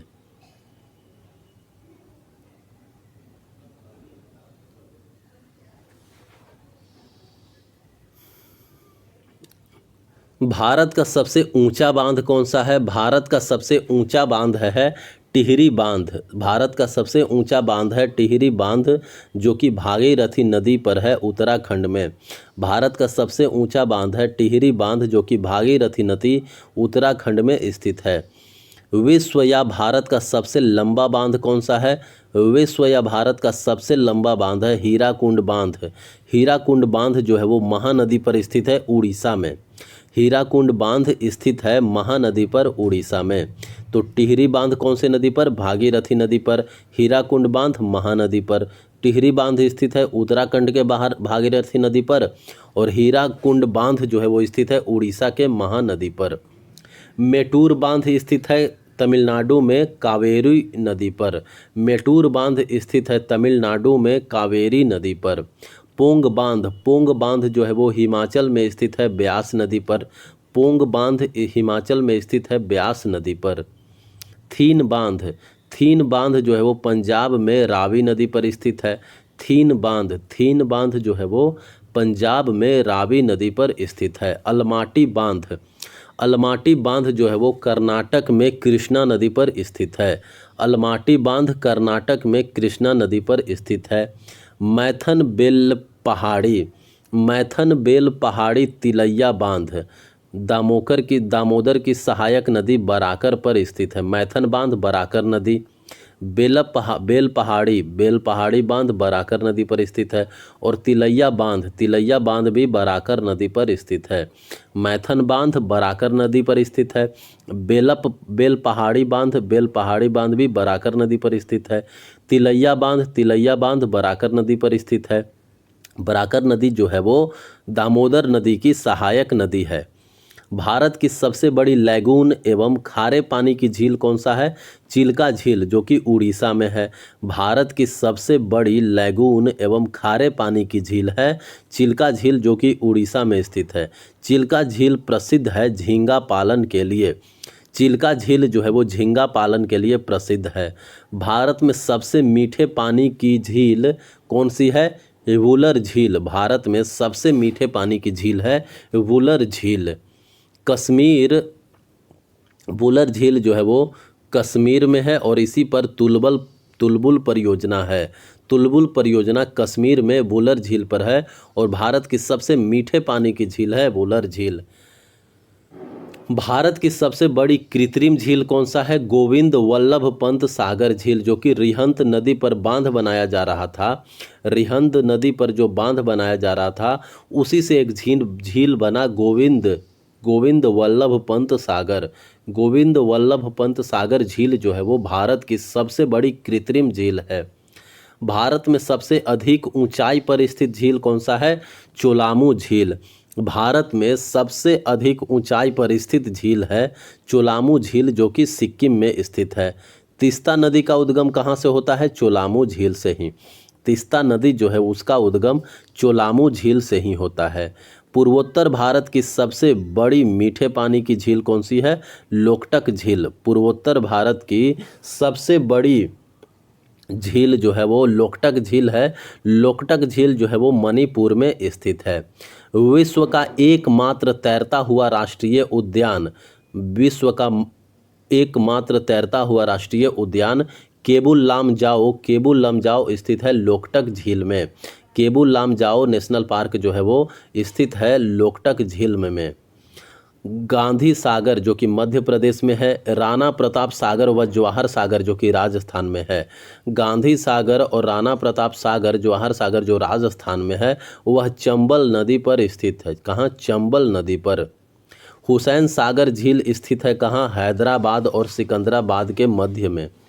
हुसैन सागर झील जो है वो हैदराबाद और सिकंदराबाद के मध्य में स्थित है तेलंगाना में। पुलिकट झील जो है वो आंध्र प्रदेश एवं तमिलनाडु राज्यों के सीमा पर स्थित एक लैगून झील है। आंध्र प्रदेश एवं तमिलनाडु राज्यों की सीमा पर स्थित है एक लैगून झील पुलिकट झील। बैरीनाग, मानसबल, शेषनाग, नागिन तथा डल झील ये सब कहाँ स्थित है? जम्मू कश्मीर में। बैरीनाग झील जम्मू कश्मीर, मानसबल झील जम्मू कश्मीर, शेषनाग झील जम्मू कश्मीर, नागिन झील जम्मू कश्मीर, डल झील जम्मू कश्मीर, वुलर झील जम्मू कश्मीर। सांभर झील कहाँ है? सांभर झील जो है वो राजस्थान में है। राजसमंद झील भी राजस्थान में है। पिछौला झील राजस्थान। डिडवाना झील कहाँ है? डिडवाना झील राजस्थान। फतेह सागर झील राजस्थान में ही है। लूनकर नसर झील राजस्थान में। जयसमंद झील राजस्थान में है। तो सांभर झील, राजसमंद झील, पिछौला झील, डिडवाना झील, फतेह सागर झील, लूनकर झील, जयसमंद झील राजस्थान में है। वेम्बनाद एवं पेरियार झील कहाँ स्थित है? वेम्बनाद झील केरल में स्थित है। वेम्बनाद झील कहाँ स्थित है? केरल में। पेरियार झील केरल में। कोलेरू झील कहाँ स्थित है? कोलेरू झील स्थित है आंध्र प्रदेश में। कोलेरू झील स्थित है कहाँ? आंध्र प्रदेश में। कोलेरू झील आंध्र प्रदेश। फुलहर झील कहाँ स्थित है? फुलहर झील उत्तर प्रदेश के पीलीभीत में स्थित है। फुलहर झील उत्तर प्रदेश के पीलीभीत में स्थित है। लोनार झील जो है वो महाराष्ट्र में स्थित है। लोनार झील महाराष्ट्र में। रहस्यमयी झील कहलाता है कौन सा? रहस्यमयी झील कहा जाता है रूपकुंड झील को। रहस्यमयी झील कहा जाता है रूपकुंड झील को। रूपकुंड झील स्थित है कहाँ? उत्तराखंड में। रूपकुंड झील स्थित है उत्तराखंड में, जिसको हिम झील भी कहा जाता है। रुद्र सागर झील स्थित है कहाँ? रुद्र सागर झील स्थित है मध्य प्रदेश में। रुद्र सागर झील स्थित है मध्य प्रदेश में। भारत का सर्वाधिक ऊंचाई जलप्रपात है कहाँ? भारत का सर्वाधिक ऊंचाई जलप्रपात कुंचिकल में है। भारत का सर्वाधिक ऊंचाई जलप्रपात जो है वो कुंचिकल में है। 455 मीटर ऊंचा कर्नाटक। भारत का सर्वाधिक ऊंचा जलप्रपात कर्नाटक के कुंचिकल में है, जो कि 455 मीटर ऊंचा है। चौड़ाई की दृष्टि से भारत का सबसे बड़ा जलप्रपात कौन सा है? चौड़ाई के दृष्टि से भारत का सबसे ऊंचा जलप्रपात है जोग या गरसप्पा या महात्मा गांधी जलप्रपात। जोग या गरसप्पा जलप्रपात या महात्मा गांधी जलप्रपात जो है वो चौड़ाई की दृष्टि से भारत का सबसे बड़ा जलप्रपात है। धुआंधार जलप्रपात जो है वो कहाँ स्थित है? धुआंधार जलप्रपात जबलपुर में नर्मदा नदी पर स्थित है। धुआंधार जलप्रपात जो है वो जबलपुर के निकट नर्मदा नदी पर स्थित है। हॉगेनकाल जलप्रपात कहाँ अवस्थित है? हॉगेनकाल जलप्रपात जो है वो अवस्थित है तमिलनाडु में कावेरी नदी पर। हॉगेनकाल जलप्रपात जो है वो स्थित है तमिलनाडु में कावेरी नदी पर। तमिलनाडु में कावेरी नदी पर स्थित है हॉगेनकाल जलप्रपात। हुंडरू जलप्रपात निर्मित है स्वर्ण रेखा नदी पर। हुंडरू जलप्रपात जो है वो कहाँ बना हुआ है? स्वर्ण रेखा नदी पर। हुंडरू जलप्रपात स्थित है स्वर्ण रेखा नदी पर। शिव समुद्रम जलप्रपात कहाँ अवस्थित है? शिव समुद्रम जलप्रपात जो है वो अवस्थित है कर्नाटक में कावेरी नदी पर। शिव समुद्रम जलप्रपात अवस्थित है कर्नाटक में कावेरी नदी पर।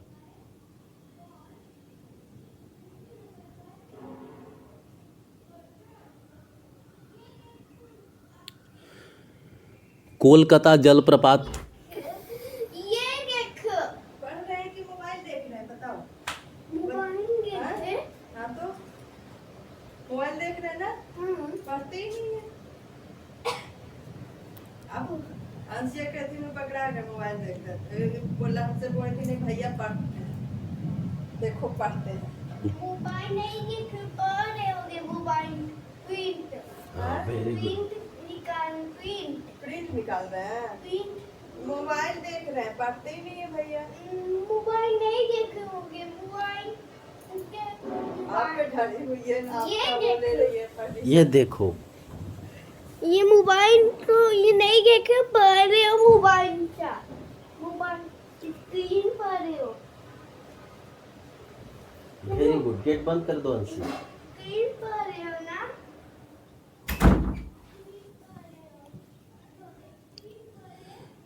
काकोलत जलप्रपात जो है वो कहाँ स्थित है? काकोलत जलप्रपात स्थित है नवादा बिहार में। काकोलत जलप्रपात कहाँ है? नवादा बिहार में। गोकक जलप्रपात कहाँ स्थित है? घाट प्रभा नदी पर कर्नाटक के बेलगावी। गोकक जलप्रपात स्थित है डाकू में बंद कर देते हैं। नहीं पढ़ना याद करना है। डाकू में बंद कर देते हैं। गोकक जलप्रपात स्थित है घाट प्रभा नदी पर कर्नाटक के बेलगावी जिला में। स्वतंत्र भारत की पहली बहुउद्देशीय परियोजना है। स्वतंत्र भारत की पहली बहुउद्देशीय परियोजना है दामोदर घाटी परियोजना, जो अमेरिका के टेनेसी नदी घाटी परियोजना पर आधारित है। स्वतंत्र भारत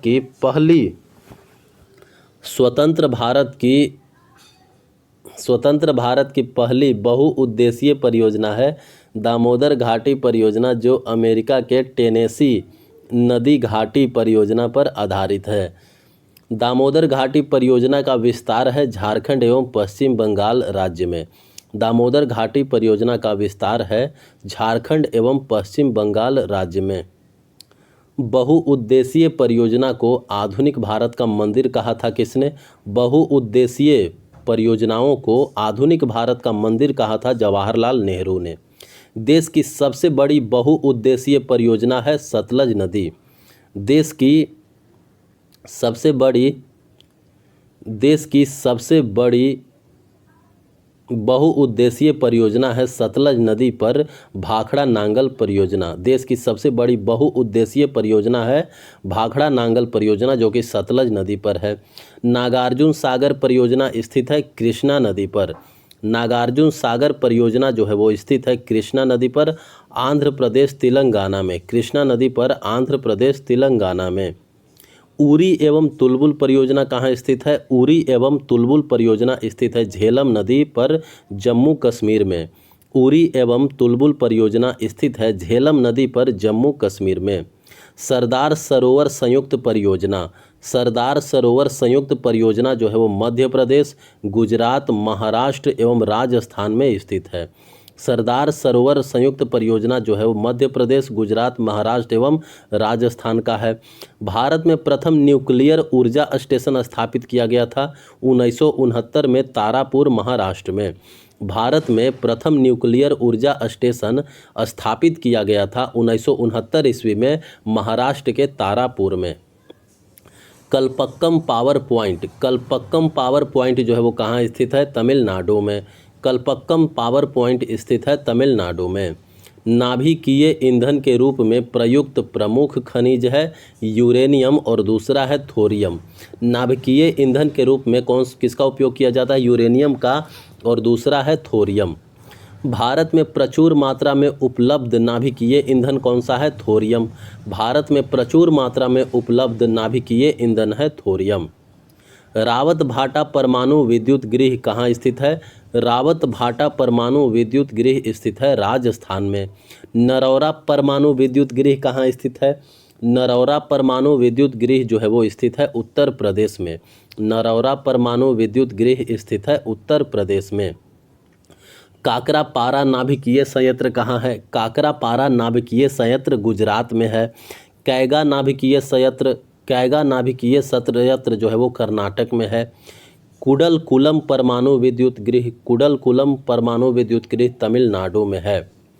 तो रावत भाटा राजस्थान, नरौरा उत्तर प्रदेश, काकरापारा गुजरात में, कैगा कर्नाटक में, कुडलकुलम तमिलनाडु में। भारत में प्रथम जल विद्युत संयंत्र की स्थापना 1897 में दार्जिलिंग सिद्रापुंग पश्चिम बंगाल में हुआ। भारत में प्रथम जल विद्युत संयंत्र की स्थापना पश्चिम बंगाल के दार्जिलिंग में 1897 में हुआ। शिव समुद्रम जल विद्युत केंद्र स्थापित की गई 1902 ईस्वी में। शिव समुद्रम जल विद्युत केंद्र जो है वो स्थापित की गई थी 1902 ईस्वी में कावेरी नदी पर कर्नाटक में। कालपोंग जल विद्युत परियोजना कहाँ स्थित है? कालपोंग जल विद्युत परियोजना जो है वो अरुणाचल प्रदेश में स्थित है। कालपोंग जल विद्युत परियोजना जो है वो अरुणाचल प्रदेश में स्थित है। मानगुरु जल संयंत्र कहाँ स्थित है? मानगुरु जल संयंत्र स्थित है तेलंगाना में। मानगुरु जल संयंत्र स्थित है तेलंगाना में। थालगुरु जल संयंत्र स्थित है कहाँ? थालगुरु जल संयंत्र है महाराष्ट्र में। मानगुरु जल संयंत्र स्थित है तेलंगाना में और थालगुरु जल संयंत्र स्थित है महाराष्ट्र में। चूखा जल विद्युत केंद्र कहाँ स्थित है? भूटान में। चूखा जल विद्युत केंद्र स्थित है भूटान में। भारत की जलवायु कैसी है? भारत की जलवायु उष्णकटिबंधीय मॉनसूनी है। भारत की जलवायु जो है वो उष्णकटिबंधीय मॉनसूनी जलवायु है। मॉनसून शब्द की उत्पत्ति अरबी भाषा से भारत में अधिकांश वर्षा होती है। मॉनसून शब्द की उत्पत्ति जो है वो अरबी भाषा से होती है और भारत में अधिकांश वर्षा दक्षिण पश्चिम मॉनसून से होती है। भारत में अधिकांश वर्षा दक्षिण पश्चिम मॉनसून से होती है। भारत के पश्चिमी समुद्री तट पर वर्षा होती है किसके कारण? भारत के पश्चिमी समुद्री तट पर वर्षा होती है दक्षिणी पश्चिम मॉनसून के कारण। भारत के पश्चिमी समुद्री तट पर वर्षा होती है दक्षिणी पश्चिम मानसून के कारण। जाड़े के दिनों में तमिलनाडु के तटों या कोरोमंडल तट पर वर्षा होती है उत्तर पूर्वी मानसून या लौटती हुई मानसून के कारण। जाड़े के दिनों में तमिलनाडु के तटों या कोरोमंडल तट पर वर्षा होती है उत्तर पूर्वी मानसून या लौटती हुई मानसून के कारण। भारत में मानसून का आगमन सबसे पहले होता है जून के प्रथम सप्ताह में केरल में। भारत में मानसून का आगमन जो है वो सबसे पहले होता है जून के प्रथम सप्ताह केरल में। विश्व में सर्वाधिक वर्षा होती है कहाँ? मेघालय के मासिन राम में लगभग 1141 सेंटीमीटर। भारत में सबसे कम वर्षा होती है लेह में।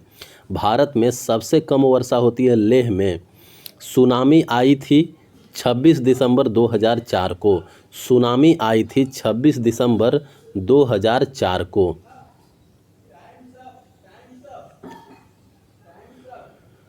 भारत की औसत राष्ट्रीय वर्षा कितनी है? भारत की औसत राष्ट्रीय वर्षा है 110 सेंटीमीटर। भारत की औसत राष्ट्रीय वर्षा जो है वह 110 सेंटीमीटर है। भारतीय मौसम विभाग की स्थापना हुई थी 1875 में दिल्ली में। भारतीय मौसम विभाग की स्थापना हुई थी 1875 में दिल्ली में। मिट्टी का अध्ययन कहलाता है पेडोलॉजी। मिट्टी का अध्ययन क्या कहलाता है?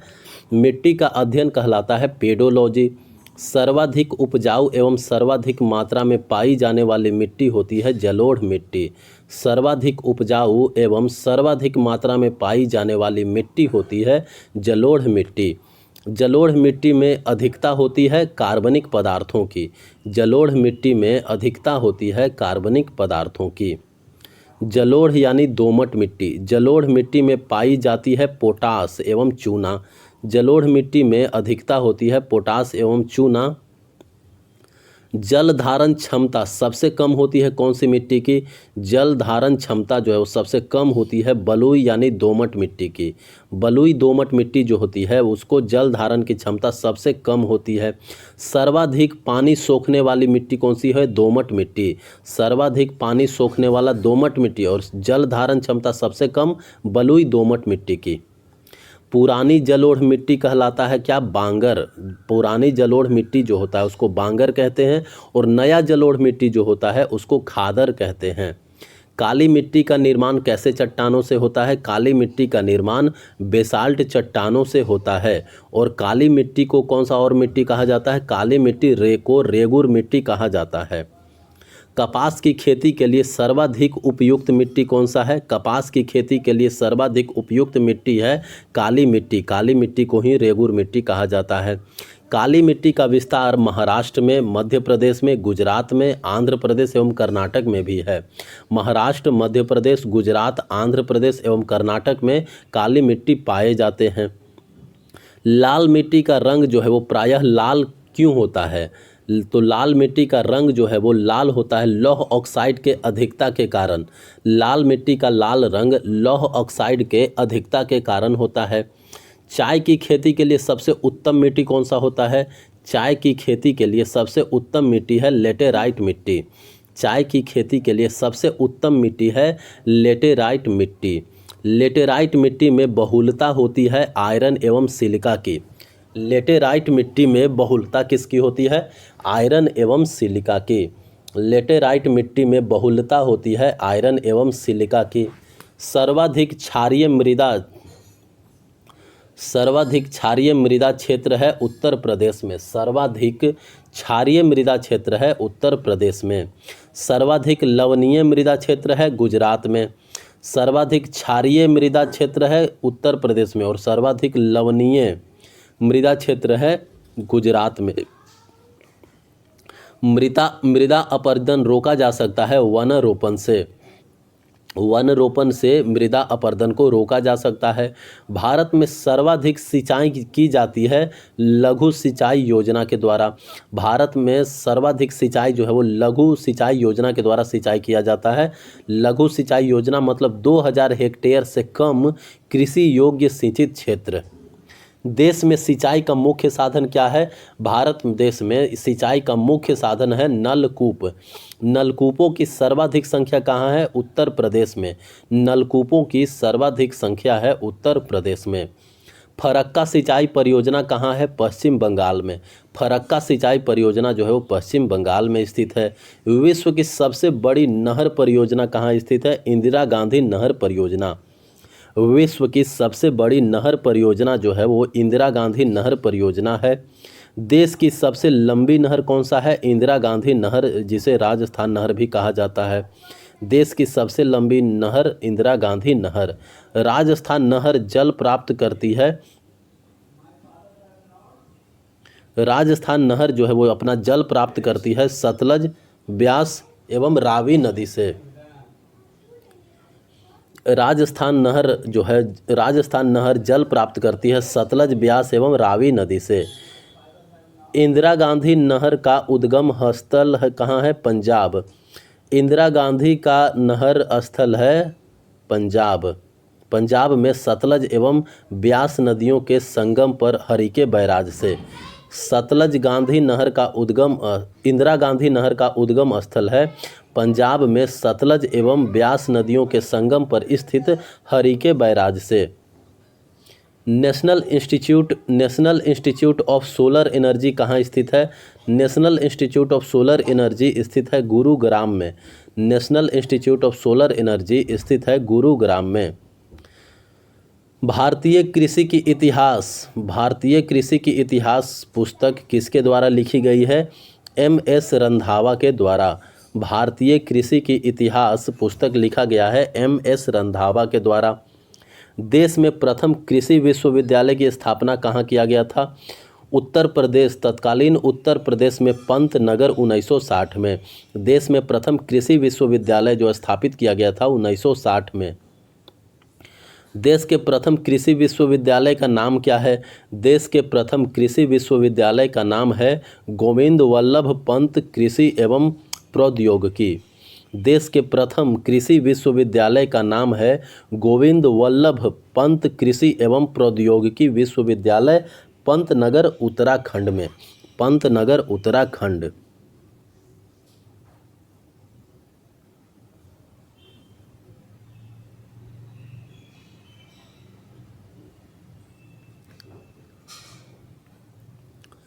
भारतीय कृषि अनुसंधान परिषद की स्थापना की गई थी कब? भारतीय कृषि अनुसंधान परिषद की स्थापना की गई थी 23 मई 1929 को दिल्ली में। भारतीय कृषि अनुसंधान परिषद की स्थापना की गई थी 23 मई 1929 को दिल्ली में। रबी की फसल की बुआई कब होती है? रबी फसल की बुआई होती है अक्टूबर नवंबर में। रबी फसल की बुआई अक्टूबर नवंबर में होती है। रबी फसल की कटाई कब होती है? मार्च अप्रैल में। रबी फसल की कटाई जो है वो मार्च अप्रैल में होती है। खरीफ फसल की बुआई कब होती है? खरीफ फसल की बुआई जून जुलाई में होती है। खरीफ फसल की बुआई जो है वो जून जुलाई में होती है। गेम खेलना है ना, ऐसे डालना होगा, जो पहले डालेगा वही ना। रबी फसल की बुआई अक्टूबर नवंबर में। रबी फसल की कटाई मार्च अप्रैल में। खरीफ फसल की बुआई जून जुलाई में। खरीफ फसल की कटाई नवंबर दिसंबर में। प्रमुख रबी फसलें हैं गेहूं, चना, जौ, मटर, सरसों, मसूर, आलू। प्रमुख रबी फसलें हैं गेहूं, चना, जौ, मटर, सरसों, मसूर, आलू। प्रमुख खरीफ फसलें हैं धान, गन्ना, तिलहन, ज्वार, बाजरा, मक्का, अरहर। प्रमुख नकदी फसल कौन सा है? नकदी फसल है गन्ना, कपास, जूट, तंबाकू, तिलहन। प्रमुख नकदी फसल गन्ना, कपास, जूट, तंबाकू, तिलहन। भारत में हरित क्रांति का जनक माना जाता है MS स्वामीनाथन को। भारत में हरित क्रांति का जनक माना जाता है MS स्वामीनाथन को।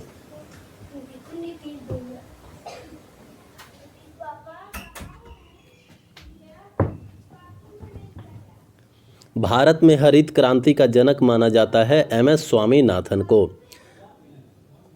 भारत में हरित क्रांति की शुरुआत हुई थी 1967-68 में। भारत में हरित क्रांति की शुरुआत कब हुई थी? 1967-68 में। विश्व में हरित क्रांति का जनक माना जाता है किनको? नॉर्मन ई बोरलॉग को, जो कि अमेरिका के हैं। विश्व में हरित क्रांति का जनक माना जाता है नॉर्मन ई बोरलॉग को, जो कि अमेरिका के हैं। हरित क्रांति में प्रयुक्त मुख्य पादप यानी फसल कौन सा था? मैक्सिकन प्रजाति का गेहूं। हरित क्रांति में प्रयुक्त मुख्य फसल जो है वो मैक्सिकन प्रजाति का गेहूं था। हरियाली योजना संबंधित है जल प्रबंधन से। हरियाली योजना संबंधित है जल प्रबंधन से। सबसे पुराना तेल भंडार है डिगबोई, असम में। सबसे पुराना तेल भंडार जो है वो स्थित है सबसे पुराना तेल भंडार स्थित है डिगबोई, असम से। डिगबोई, असम में सबसे पुराना तेल भंडार स्थित है डिगबोई, असम में। भारत में सर्वप्रथम तेल शोधन परिष्करण संयंत्र कहाँ स्थापित हुआ था? डिगबोई, 1901 में। भारत में सर्वप्रथम तेल शोधन परिष्करण संयंत्र जो है वो डिगबोई 1901 में स्थापित किया गया था। देश का पहला लौह इस्पात कारखाना स्थापित किया गया कहाँ? 1874 में बंगाल के कुल्टी में। देश का पहला लौह इस्पात कारखाना स्थापित किया गया था बंगाल के कुल्टी में 1874 में। Tata iron and steel company TISCO. Tata iron and steel company TISCO की स्थापना कब हुई थी? 1907 में। टिस्को की स्थापना 1907 में झारखंड के जमशेदपुर यानी साक्ची में जमशेदजी टाटा द्वारा किया गया था। बोकारो इस्पात संयंत्र की स्थापना कब हुई थी? 1964 में। बोकारो इस्पात संयंत्र की स्थापना किसके सहयोग से हुआ था? सोवियत संघ के सहयोग से झारखंड में। बोकारो इस्पात संयंत्र की स्थापना 1964 में सोवियत संघ के सहयोग से झारखंड में हुआ। दुर्गापुर इस्पात संयंत्र की स्थापना कब हुई थी? दुर्गापुर इस्पात संयंत्र की स्थापना 1956 में। किसके सहायता से? दुर्गापुर इस्पात संयंत्र की स्थापना ब्रिटेन के सहयोग से पश्चिम बंगाल वर्धमान में हुआ था। दुर्गापुर इस्पात संयंत्र की स्थापना 1956 ईस्वी में ब्रिटेन के सहयोग से पश्चिम बंगाल वर्धमान में हुआ था। राउरकेला इस्पात संयंत्र स्थापना। राउरकेला इस्पात संयंत्र की स्थापना जो है वो 1959 में हुआ था। राउरकेला इस्पात संयंत्र की स्थापना 1959 में हुआ था। मोबाइल नहीं देखे हो? राउरकेला इस्पात संयंत्र की स्थापना स्टोरी है ना, ये पढ़ रहे हो? तब उठो। पापा बुला रहे। क्या हुआ?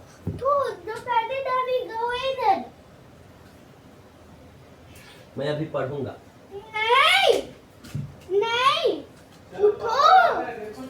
सुन। कोई आ जाएगा, तुम जाना पड़ेगा। कोई आएगा, तुम जाना। अच्छा वो छोड़ो ना, इसमें डालो बोले। देखो ऐसे डालना है, ऐसे।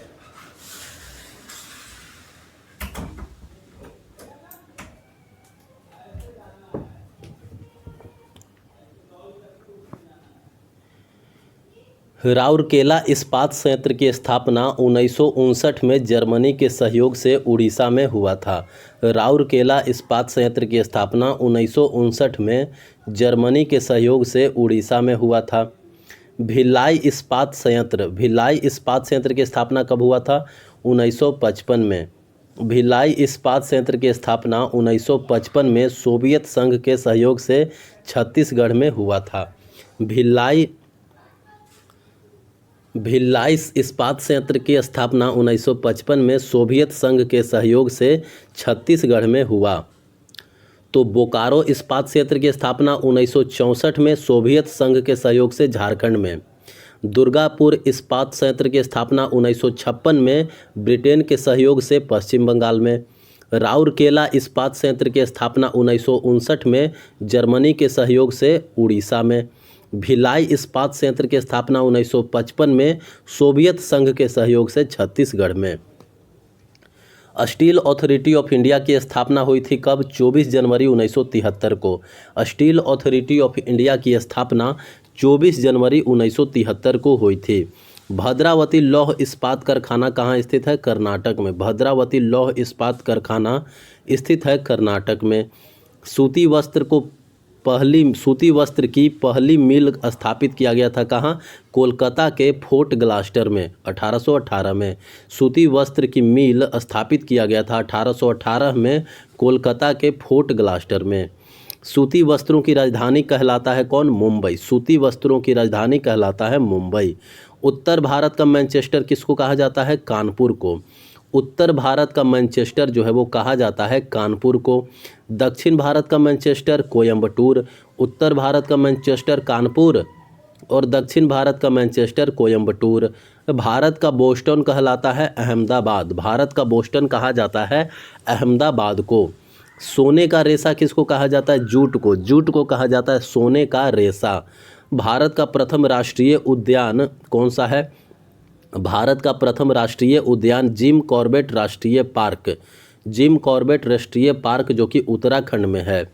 जिम कॉर्बेट राष्ट्रीय उद्यान की स्थापना 1936 में हुआ था। जिम कॉर्बेट राष्ट्रीय उद्यान की स्थापना 1936 में और जिम कॉर्बेट राष्ट्रीय उद्यान का पुराना नाम हेली नेशनल पार्क था। पुराना नाम क्या था? Heli national park. भारत का सबसे बड़ा राष्ट्रीय उद्यान कौन सा है? हेमिस राष्ट्रीय उद्यान जो कि लद्दाख में है। भारत का सबसे बड़ा राष्ट्रीय उद्यान है हेमिस राष्ट्रीय उद्यान जो कि लद्दाख में है। टाइगर स्टेट किसको कहा जाता है? मध्य प्रदेश को। टाइगर स्टेट कहा जाता है मध्य प्रदेश को।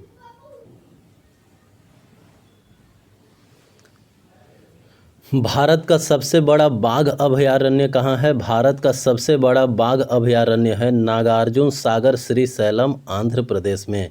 नागार्जुन सागर श्रीशैलम भारत का सबसे बड़ा बाघ अभयारण्य है जो कि आंध्र प्रदेश में है। टाइगर मैन ऑफ इंडिया कहा जाता है कैलाश सांखला को। टाइगर मैन ऑफ इंडिया कहा जाता है कैलाश सांखला को। बर्ड्समैन ऑफ इंडिया किसको कहा जाता है? बर्ड्समैन ऑफ इंडिया कहा जाता है सलीम अली को। बर्ड्समैन ऑफ इंडिया सलीम अली। सलीम अली राष्ट्रीय उद्यान कहाँ है? श्रीनगर में। सलीम अली राष्ट्रीय उद्यान श्रीनगर में है। सलीम अली राष्ट्रीय उद्यान जो है वो श्रीनगर में। ताडोबा बाघ आरक्षित क्षेत्र कहाँ है? ताडोबा बाघ आरक्षित क्षेत्र जो है वो महाराष्ट्र में है। ताडोबा बाघ आरक्षित क्षेत्र महाराष्ट्र। शिवालिक हाथी आरक्षित क्षेत्र कहाँ है? शिवालिक हाथी आरक्षित क्षेत्र है उत्तराखंड में। शिवालिक हाथी आरक्षित क्षेत्र उत्तराखंड। रणथंभौर चीता शरण स्थल कहाँ है? रणथंभौर है राजस्थान में। वेदानथंगल पक्षी अभयारण्य कहाँ है? वेदानथंगल पक्षी अभयारण्य तमिलनाडु में। राजीव गांधी राष्ट्रीय उद्यान नागरहोल राष्ट्रीय उद्यान कहाँ अवस्थित है? राजीव गांधी राष्ट्रीय उद्यान यानी नागरहोल राष्ट्रीय उद्यान स्थित है कर्नाटक में। भारतीय वन्य जीव संस्थान कहाँ है? भारतीय वन्य जीव संस्थान जो है वो देहरादून में है। भारतीय वन्य जीव संस्थान देहरादून में है। भारतीय वन अनुसंधान संस्थान कहाँ है? भारतीय वन अनुसंधान संस्थान देहरादून में है। भारतीय वन अनुसंधान संस्थान Dehradun. Forest survey of India कहाँ स्थित है? देहरादून में। Forest survey of India. Forest survey of India स्थित है देहरादून में। जीवाश्म राष्ट्रीय उद्यान कहाँ है? जीवाश्म राष्ट्रीय उद्यान स्थित है मध्य प्रदेश में। जीवाश्म राष्ट्रीय उद्यान मध्य प्रदेश। राष्ट्रीय प्राणी उद्यान कहाँ है? नई दिल्ली में। राष्ट्रीय प्राणी उद्यान नई दिल्ली। राष्ट्रीय प्राणी उद्यान है नई दिल्ली में। नेशनल वुड काउंसिल पार्क स्थित है कहाँ? नेशनल वुड काउंसिल पार्क स्थित है जैसलमेर राजस्थान में। नेशनल वुड फॉसिल्स पार्क स्थित है जैसलमेर राजस्थान में। सबसे अधिक राष्ट्रीय उद्यान वाला राज्य कौन सा है? मध्य प्रदेश। सबसे अधिक राष्ट्रीय उद्यान वाला राज्य है मध्य प्रदेश। भारत का प्रथम तितली उद्यान कौन सा है? भारत का प्रथम तितली उद्यान बनरघट्टा जैविक उद्यान बेंगलौर। भारत का प्रथम तितली उद्यान है बनरघट्टा जैविक उद्यान बेंगलौर। रणथंभौर वन्य प्राणी अभयारण्य प्रसिद्ध है टाइगर के लिए। रणथंभौर वन्य प्राणी रणथंभौर वन्य प्राणी अभयारण्य जो है वो प्रसिद्ध है टाइगर के लिए। एक सींग वाला गेंडा के लिए प्रसिद्ध है काजीरंगा राष्ट्रीय उद्यान जो कि असम में है। एक सींग वाला गेंडा के लिए प्रसिद्ध है काजीरंगा राष्ट्रीय उद्यान जो कि असम में है। देश का सबसे बड़ा बंदरगाह है मुंबई में। देश का सबसे बड़ा बंदरगाह कहाँ है? मुंबई में। भारत का सबसे बड़ा कृत्रिम तथा आधुनिक बंदरगाह है नहावा सेवा। भारत का सबसे बड़ा कृत्रिम तथा आधुनिक बंदरगाह है नहावा सेवा, जिसका अन्य नाम है जवाहरलाल नेहरू बंदरगाह मुंबई, जिसका अन्य नाम है जवाहरलाल नेहरू बंदरगाह मुंबई। भारत का सबसे गहरा बंदरगाह एवं सर्वश्रेष्ठ प्राकृतिक बंदरगाह कौन सा है? विशाखापत्तनम। भारत का सबसे गहरा बंदरगाह विशाखापत्तनम है और सर्वश्रेष्ठ प्राकृतिक बंदरगाह है विशाखापत्तनम। गुजरात में स्थित है कांडला बंदरगाह। कांडला बंदरगाह एक तरह का ज्वारीय बंदरगाह है। ज्वारीय बंदरगाह कहाँ है? गुजरात में स्थित कांडला बंदरगाह। भारत का सबसे प्राचीन बंदरगाह कौन सा है? चेन्नई। भारत का सबसे प्राचीन बंदरगाह चेन्नई। गुजरात का दहेज है रसायन बंदरगाह। भारत का रसायन बंदरगाह किसे जाना जाता है? गुजरात के दहेज बंदरगाह को। भारत का सबसे बड़ी जनजाति कौन सी है? भील जनजाति। भारत की सबसे बड़ी जनजाति है भील जनजाति। भील जन जो है वो संबंधित है प्रोटो ऑस्ट्रेलाइड प्रजाति से। भील जो है वो संबंधित है प्रोटो ऑस्ट्रेलाइड प्रजाति से। भारत की दूसरी बड़ी जनजाति कौन सी है? गोंड जनजाति। भारत की दूसरी बड़ी जनजाति है गोंड जनजाति। टोडा जनजाति का मूल निवास स्थान है नीलगिरी की पहाड़ियाँ। टोडा जनजाति की मूल निवास स्थान है नीलगिरी की पहाड़ियाँ जो कि तमिलनाडु में है। बहुपति विवाह प्रथा प्रचलित है टोडा जनजाति में। बहुपति विवाह प्रथा प्रचलित है टोडा जनजाति में। द्रविड़ियन प्रजाति संकेंद्रित है दक्षिणी भारत में। द्रविड़ियन प्रजाति जो है वो कहाँ है? दक्षिण भारत में। दिवाली को शोक पर्व के रूप में मनाती है उत्तराखंड एवं उत्तर प्रदेश की थारू जनजाति। थारू जनजाति जो है वो दिवाली को शोक पर्व के रूप में मनाती है। संथाल जनजाति जो है कहाँ निवास करते हैं? संथाल जनजाति जो है वो पूर्वी भारत में निवास करते हैं, ज़्यादातर बिहार, बंगाल, त्रिपुरा, झारखंड, उड़ीसा। बिहार, बंगाल, त्रिपुरा, झारखंड, उड़ीसा में संथाल निवास करते हैं। संथालों में विवाह जो होता है उसको क्या कहा जाता है? बुपला। बुपला विवाह पद्धति जो है वो संथाल जनजाति में होता है। गद्दी जनजाति कहाँ रहती है? गद्दी जनजाति हिमाचल प्रदेश में रहती है। गद्दी जनजाति हिमाचल प्रदेश। बोडो जनजाति कहाँ का निवासी है? बोडो जनजाति जो है वो उत्तर पूर्व को गारो पहाड़ियों में रहते हैं बोडो जनजाति। सहरिया जनजाति पाई जाती है राजस्थान के 12 जिले में। सहरिया जनजाति जो है वो राजस्थान के 12 जिले में पाया जाता है। भारत में सबसे आद जनजाति कौन सा है? जारवा जनजाति। भारत की सबसे आद जनजाति है जारवा जनजाति। जारवा जनजाति पाई जाती है अंडमान निकोबार में। जारवा जनजाति जो है वो अंडमान निकोबार में पाई जाती है। गारो जनजाति कहाँ पाई जाती है? गारो जनजाति जो है वो पाई जाती है मेघालय, असम, मिजोरम एवं राज्यों में। गारो जनजाति पाई जाती है मेघालय, असम एवं मिजोरम राज्यों में। गारो जनजाति पाई जाती है मेघालय, असम एवं मिजोरम राज्यों में। सरहुल त्यौहार मनाया जाता है झारखंड के उरांव, मुंडा और हो जनजातियों द्वारा। सरहुल त्यौहार जो है वो मनाया जाता है झारखंड के उरांव, मुंडा और हो जनजातियों के द्वारा। लेप्चा जनजाति कहाँ पाई जाती है? लेप्चा जनजाति सिक्किम में। लेप्चा जनजाति जो है वो सिक्किम में पाई जाती है। ऋतु प्रवास किया करते हैं भूटिया लोग। ऋतु प्रवास जो है वो भूटिया लोग किया करते हैं। मोपला जनजाति कहाँ पाई जाती है? मोपला जनजाति जो है वो पाई जाती है मालाबार पहाड़ियों में, केरल में। मोपला जनजाति पाई जाती है मालाबार पहाड़ियों में जो कि केरल में है। गुज्जर जनजाति के निवासी हैं। गुज्जर जनजाति जो है वो हिमाचल प्रदेश एवं जम्मू कश्मीर के निवासी हैं। गुज्जर जनजाति जो है वो हिमाचल प्रदेश एवं जम्मू कश्मीर के निवासी हैं। बायोटेक पार्क कहाँ स्थित है? बायोटेक पार्क लखनऊ में स्थित है। Biotech park Lucknow. चंदन का वृक्ष मिलता है कर्नाटक राज्य में। चंदन का वृक्ष कहाँ मिलता है? कर्नाटक राज्य में। फूलों की घाटी चमोली कहाँ स्थित है?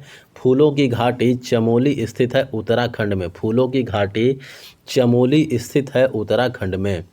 मकराना संगमरमर की खानें हैं। मकराना संगमरमर की खान कहाँ है? राजस्थान में। मकराना संगमरमर की खान है राजस्थान में।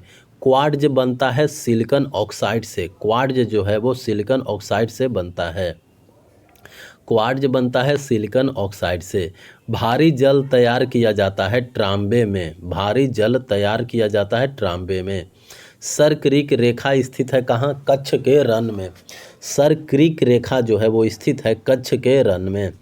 सर्वाधिक हिरन पाया जाता है कहाँ? भारत में। सर्वाधिक हिरन पाया जाता है भारत में। अरुणाचल प्रदेश का पूर्व नाम क्या है? नेफा। अरुणाचल प्रदेश का पूर्व नाम है नेफा। मीटीरियोलॉजी अध्ययन है मौसम का। मीटीरियोलॉजी अध्ययन किसका है? मौसम का। चाय उगाई जाती है। चाय उगाई जाती है अत्यधिक ठंडे प्रदेशों में। चाय जो है वो उगाई जाती है अत्यधिक ठंडे प्रदेशों में।